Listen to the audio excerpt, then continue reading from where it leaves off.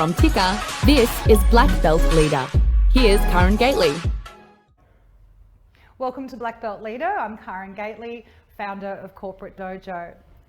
Thanks again to our sponsors, Miller Leith, who are recruitment specialists and career services provider.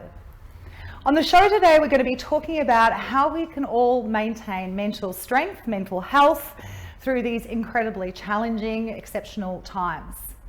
So we're very excited to be joined by a number of guests who can give us some great insights to some of the strategies that we can take to make sure our mind is a priority and we're coping with what life is throwing at us right now. Before we go to our guests, let's have a look at some of the facts around mental wellbeing, some of the things that we all need to be acutely aware of. 1 in 4 Australians live with mental illness. 3 in 4 suicides is male. 3 in 4 cases of mental illness starts before the age of 25. 3 in 5 people with mental illness don't seek help. So clearly these are alarming numbers, and I think it is safe to say with everything that's going on in the world right now, these numbers are likely to rise. In my view, leaders have both an opportunity and a moral obligation to be part of the solution. So we are very pleased to be joined as a starting point by our first guest, Lance Baccioni, who is the founder of Love Me, Love You Foundation. Welcome to Black Belt Leader. Thank you, Karen. Appreciate it.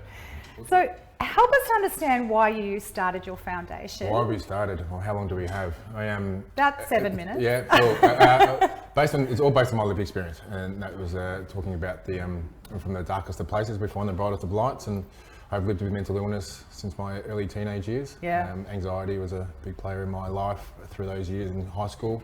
Yeah. Then through my AFL career as well. I Yeah. played AFL for 8 years. Yeah. But depression started creeping in my early 20s.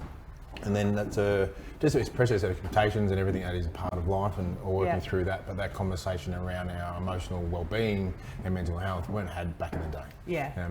Then post-footy, I was a drug addict, high-functioning drug addict, and nearly suicided in 2011. Wow. And thought, okay, well, the support that I had around me, there's more to my life or what I was doing. So come up with the crazy idea of starting a foundation, and that first conversation I had was actually about 5 months after I had attempted suicide. Yeah, so wow. I thought, this is where it is and this is where we're going, and this is what we do. Yeah, well done. It clearly, without wanting to oversimplify it, as someone who has battled mental challenges, mental health battles myself, I know how much courage that takes to not only ask for the help that you need, but then to share your story, to be so vulnerable and to let the world know that you too, it's okay. Yeah, there's definitely. ways through, is courageous, it is generous. Yeah, most definitely. We believe hugely in the power of storytelling. Yeah. And connecting your story. As humans, we thrive off that. We actually need that, and it actually gives us hope,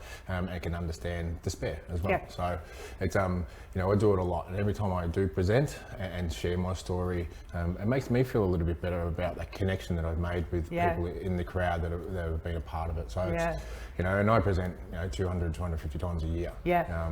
My story and how that works on all different platforms. So it's we're in a real tricky situation at the moment. Obviously, the restrictions going on with life. You're talking about mental health challenges that will be arising in our community.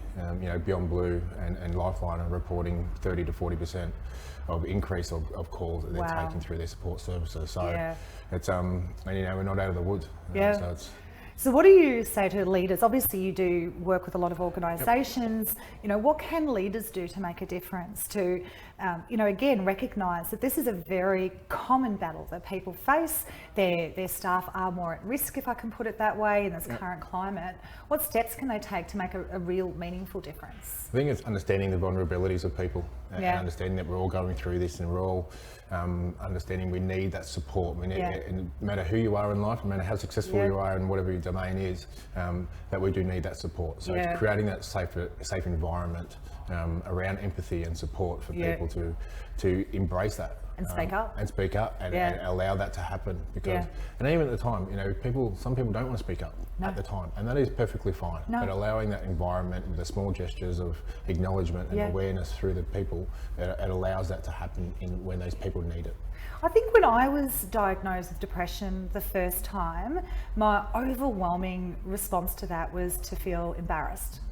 I was actually really humiliated. And, you know, whilst I had thankfully gone to the doctor and said, okay, I'm really not myself here, it wasn't something I necessarily wanted to run around telling everybody. And I share that because, again, you know, to help people to speak up, to recognise that you may be feeling that, but it's okay. We can step past that emotion as well and still just keep on the path. Yeah, most definitely. And that's the thing. And when you're in a position of whoever you are in your life, you do feel that level of embarrassment. It's like, why me? Like, what have I done? And it's not anything that you've done. And no one does anything wrong to go down this path.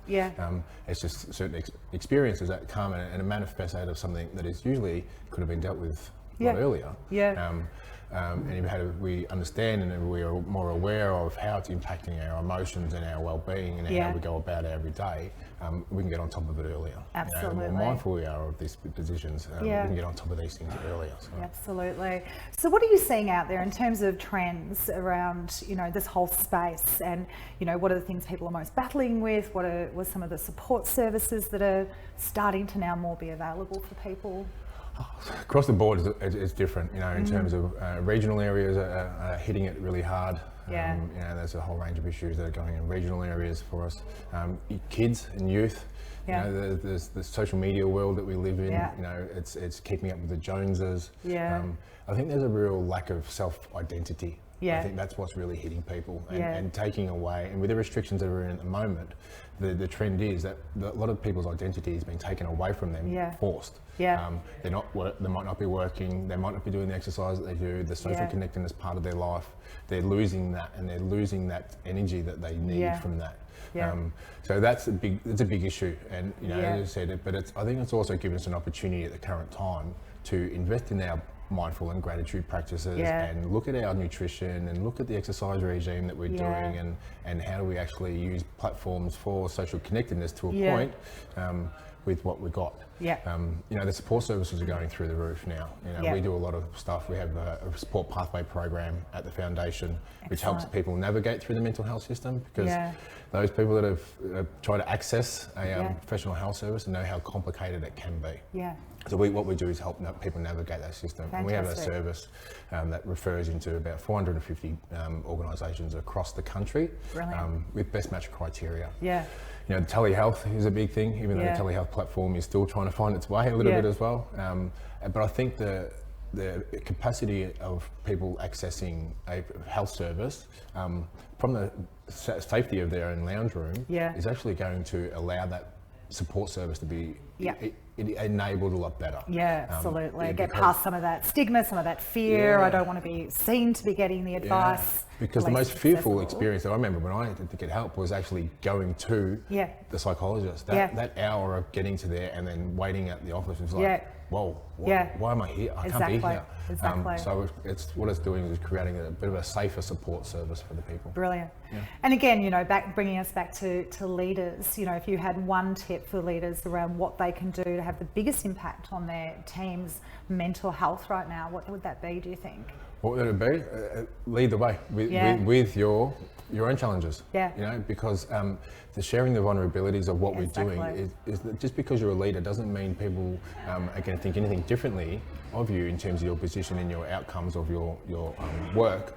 That if you say, I'm battling a bit, you know, I'm allowed, because you actually create that safer space, and the more we can have that ability, that environment to say, I am too, and then you can actually get the right support. And in my experience, you know, people are actually they think more of you. They don't think less of you. You know, people often fear, well, I can't show vulnerability. I can't show that I'm not strong and tough all the time because I'm the leader. But in my experience, when leaders are willing to be vulnerable and share their journey, most people respect them for that. Most people actually see that as strength. Yeah, most definitely. A classic example of that was the Richmond Footy Club. You know, Damien Hardwick then come out and talked about the challenges that he was facing. And the whole club lifted, and in the last 3 years has been amazing. Yeah. It just shows in their performance. So it's, the more we share, the more we care. Yeah. We keep talking about. So fantastic. Allowing people to be a part of it. Yeah. Well, that has been a great start to our show, thank you. Now don't go anywhere, because what we're going to do now is launch into our WTF at Work segment for the week.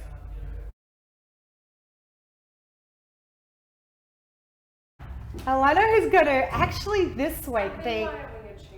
She's bringing her own chair apparently. My own chair, guys. Here we go. Being creative. Okay, so what we're going to be hearing from Alana at the moment is what our WTF topic is. Neither Lance or I know what we're talking about, so this should be fun. Say what? Hey, today's WTF. Below is a letter sent out by a new HR manager at an undisclosed company. Dear staff, it is advised that you come to work dressed according to your salary. If we see you wearing Prada trainers and carrying a Gucci bag, we're assuming you're doing very financially well and therefore you do not need a pay rise. If you dress poorly, however, you need to learn to manage your money better so that you can buy nicer clothes and therefore do not need a pay rise. If you dress in between, you are right where you need to be and therefore you do not need a pay rise. So I'm summing up from that, no one's getting a pay rise, it doesn't matter what you wear. Well, I've just sort of ruined everything, didn't I? Because rubbing your t-shirt, it's just ruined the whole thing. I'm actually supremely confused by that. I don't even know where to go with that. Where you're coming from. Yeah. Because, okay, let's have a think about it. This is a new HR manager. So how to get awful job. Everyone offside in your first communication. That is weird. Just because someone's fashion sense, does it prove that they're not as well, managing their finances, or how does that work? That creates a sense of judgment. Automatically, and that's the worst place that we're in this world. And who's to say that if you're rocking in with your Prada trainers that you haven't saved for them for 2 years, your partner might have bought you a birthday present, you've got income coming from somewhere else. How's that a direct reflection on Also look workplace? at the public person's having 2-minute noodles every day for lunch. So it's it's how they're working it, and if it makes that person feel good, good luck to them. I think you guys have hit it on the head, right? It's judgmental and it's disrespectful. Yep. That is a supremely strange way of going about influencing the way people are dressing in the workplace. I assume that's where it started. Yep. But I don't understand the whole don't wear or display things above your station. That actually disturbs me a little bit. And where that comes from. And we've sort of come through all that sort of, all the ground that we've gained in regards to, not being able to necessarily comment on people's outfits because it's making them feel uncomfortable or whatever. And now all of a sudden there's a price point attached to it as well. And whether or not you're going to get a pay rise. Yes. Yeah. Well, I'm definitely not getting one. and I'm the boss, so this is going to be quite awkward. Well, thank you, Alana. That was... Return your Gucci bag, Karen. Yeah. Get it yeah. Well, I don't think I'm ever going to have one of those bags because my observation is you have to line up to buy one. And I actually have a real attitude problem about lining up to be allowed to spend an obnoxious amount of money on a handbag. So I don't think it's going to be an issue. I think this HR person probably thinks the same. Maybe that's where she's coming from. But yeah, I think we can just underscore that with disrespectful, creating a lot of confusion just in our minds. So you can well imagine what the team's perceptions of that is. Yeah. What a doozy. WTF. Good luck to her. WTF. She won't be in the role much longer. No, the staff will take care of that. Well, thank you so much, Eleanor. We're so welcome. Do appreciate you yet again taking us by surprise. WTF. I'm going to take my own chair off, guys. I recommend you leave it there because we are now actually going to welcome another guest to our show. Thank you again, Alana. So now we're going to be joined by Stephen Borg. Stephen is Managing Partner with Miller Leith, our proud supporter and sponsor of Black Belt Leader. Stephen is somebody who's been working for a long time with Lance and his organisation, and has invested a lot of energy and time in leveraging Lance and his team's wisdom to make sure that that's obviously benefiting the Miller Leith team as well. So we're going to be exploring that with Stephen right now, and obviously Lance will continue to contribute. Welcome to the program. Thanks for having me. Great to see you here. So obviously we've been having a great chat with Lance about, his backstory, why he's in this space. Help us to understand how Miller Leith have actually leveraged that partnership. What have you been able to achieve in your organisation because of the great work the Foundation's doing? Yes, look, I've known Lance for a number of years. I heard him talk at a breakfast one day when we weren't in an official capacity partnering with Love Me Love You. Lance came in, talked to our group, and ever since then it's been idea after idea about how we can be better community-minded people, which I think plays really well into your wellness spirit in terms of how you see the world. Yeah. It's opened a communication to be vulnerable, to talk, to feel like you can trust the people in which you work with to be able to have those hard conversations.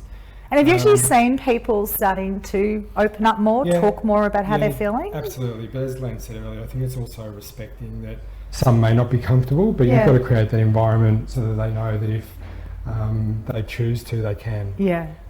So whether it be participating in the march, which unfortunately couldn't go ahead this year, or whether it be Lance coming in as he does, every few months to talk about some of those facts that you spoke about, being vulnerable himself, telling his story to new people that might join our business, and it's just evolving the discussion. So to answer your question, we've seen marked improvement culturally. In relationships and trust. And what I'm imagining is what's gone up in part is empathy. That, with heightened awareness, obviously we're all being vulnerable, I'm being more honest with myself, I can now understand you more. Again, how are you seeing that play out? And obviously you're in and out of there. It's been that connection, the connection people are able to make, and you're creating that environment by, as I said, part of that storytelling. We connect that reality, and I think in terms of, we go into a lot of businesses and it's something to take as a tick off the list. Okay, we've got him in, thanks very much, good luck. But the ones that fully embrace it and actually take that and move forward and use some of the initiatives that we encourage them to do, it is an amazing experience, and you see the productivity increase in terms of their culture and then obviously their work performance. And I think the biggest one at Miller Leith is the mental health walks that you do.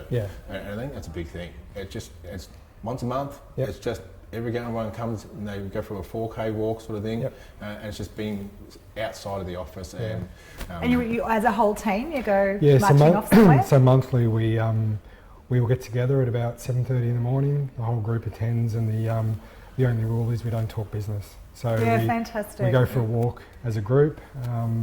We all split up into our couples or into small groups, and we're just talking about life. So it's an opportunity to ask a question about something that might be going on in someone's personal life. Someone may have a ill family member, and it might be just to check in to see how they're going, and it's creating that again, that trust and that relationship, so that they can have those conversations and they're not always bound by being in the office with noise and distraction and someone else there. And so it was an initiative from the march, and we've just carried it forward, and that's been the greatest vehicle. That's a great example. And the power of walking is that you can't really walk away from someone. So you're really forced into that sort of conversation, and that's fine. You could jog. You could jog away, but that's not a walk, is it? So it's, that's the power of it, because you are there and you're feeling it. And when we talk about with walking as well, is that people will feel more comfortable when they're not actually having to make eye contact in conversation. Okay, so they'll talk about certain things that are challenging them if they don't have to make eye contact, and especially men. And that's the biggest spend. So men with walking, going exercise, running, or whatever it might be, even working in the working in the yard, they're doing those sorts of things together. In a car is the most common place two men will have a challenging conversation with each other. So true. But it is. It creates an environment, and you're also getting out and in this beautiful world that we live in. Totally. And getting some benefits. So let's stay with the guys for a moment, because obviously, as we shared at the start, we have very big issues with male suicide in this country. And, obviously, as you've just pointed out, that ability to communicate, that ability to be vulnerable is key. So, again, what have you observed where masculine environments have been able to shift in this space and, start to be more vulnerable, start to connect with how we're feeling and talk about it? I think it's as I said, we talk about leadership component. It's actually people at the top showing that vulnerability. And we do a lot of stuff at football clubs, sports clubs, sort of thing. It's having the people at the top say, oh, this is what I've been through. Yeah. And I guarantee you, every time I haven't been to a presentation yet where it hasn't been a male come up to me after and said, I've been through this, or I'm connected to this. So it's shifting, and it is, and it's creating, as I said, creating more positive, safer environments for people to be able to share when they need to.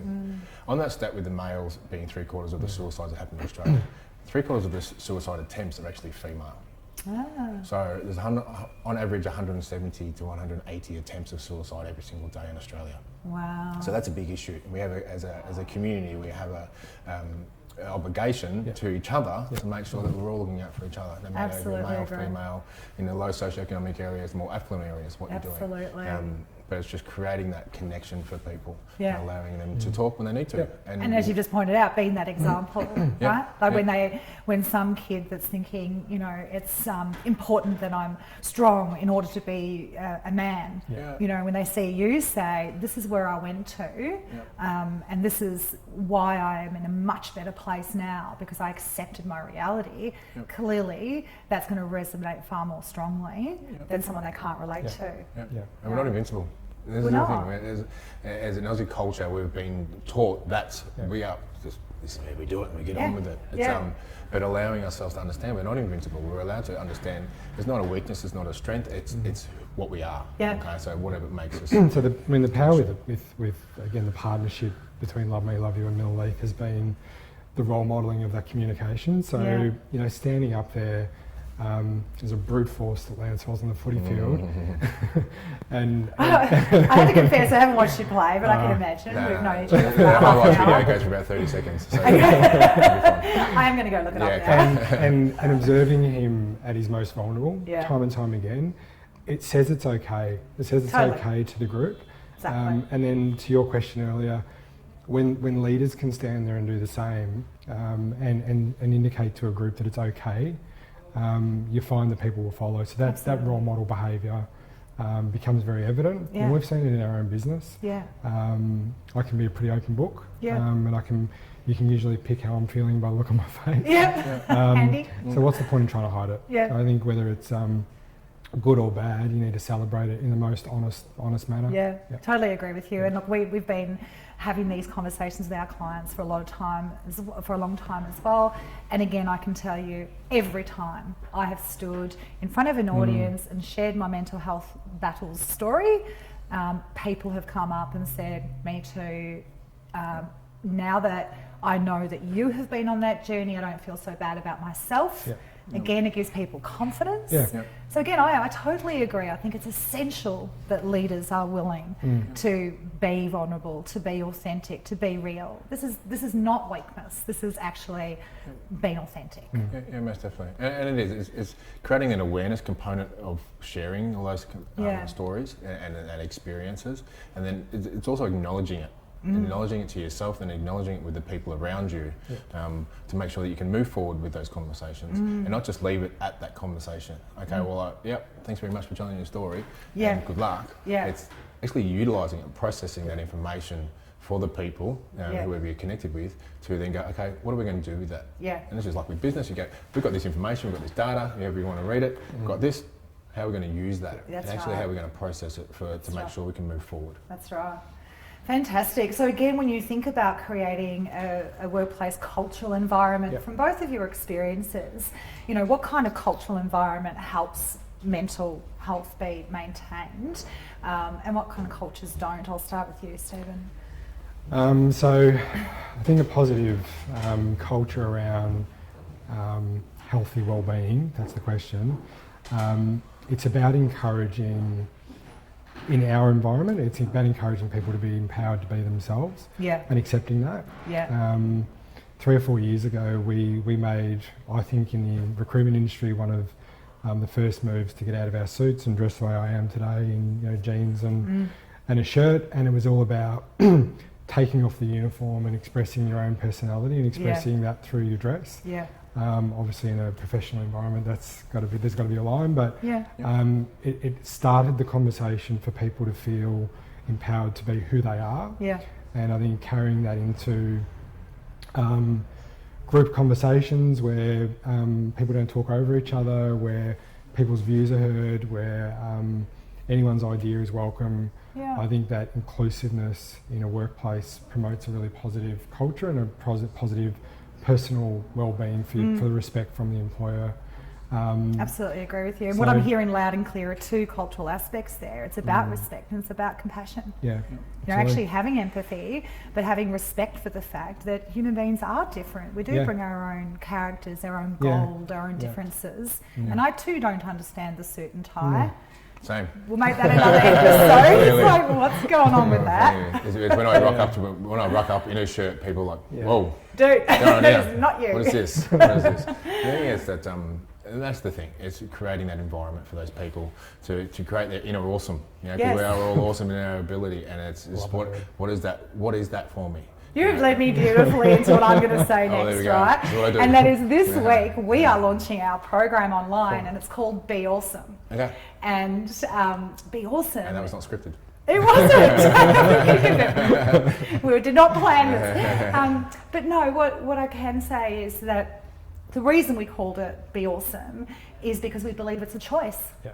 You know, we absolutely, if we have a very clear view of what's our version of thriving in life, we can make choices, including putting up our hand for help, including getting that support, so we can get our mind into a place where we have some chance of genuinely feeling and being awesome. Yeah, no, definitely. But wants to be less. Creating a holistic approach with that. Yeah, it's not just channeling it just into there. No. So just all the facets of my life. Right. Create that, and then that's right. You can be awesome too. Well, that's right. And that is one of the heart of the program. What we're saying is thriving takes balance. Yep. Just accept that. If you over-invest in anything, your mind and your body is going to start to struggle. Yep, definitely. Yeah. So, any parting words that you'd like to share with our audience about, what they can really do to look after their own mental well-being or that of their staff? I think it's important at the moment to remember that with the COVID scenario we're in at the moment, and most people, or if not everyone, still working from home, is that employers are coming into your work environment. Yeah.